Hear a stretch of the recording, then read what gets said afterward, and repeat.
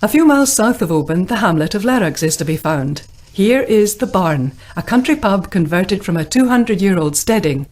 It even has a resident ghost. They say in the 1670s the farmer was hanged here for the murder of a traveller after trial at Inverary, as it was often the custom to carry out the punishment at the scene of the crime.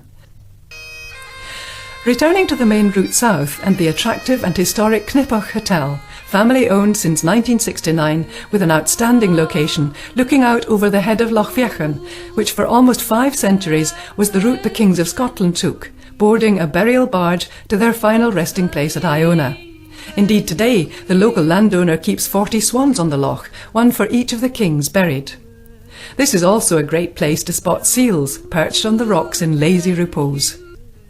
The Knippach was previously known as Knippach, and the old house is incorporated in the hotel. It was here that MacKellar murdered John Campbell of Cawdor with 3 shots through a downstairs window. MacKellar was later executed for his crime, which was the result of a dispute between the branches of the clan Campbell after the death of Colin, the 6th Earl of Argyll, in 1584. A little further down the loch, the road branches west towards the Isle of Seal, and on the opposite shore a small white cottage was used as a location in the film Ring of Bright Water as Gavin Maxwell's cottage. En route to Seal, an estate road leads to the romantic Ardmaddy Castle Gardens. The castle originally dates from the 15th century and was a MacDougall stronghold, lost to the Campbells, they say due to the bigamy of the laird, who had 2 wives, one at Kilmore near Oban and another at Dunmuir on Seal, a little too close for comfort as it turned out. The castle moved into the Breadalbin branch of the Campbells.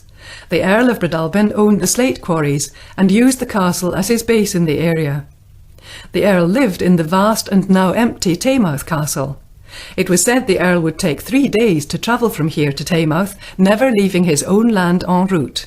The Breadalbin Earls finally lost all their estates in the 1930s,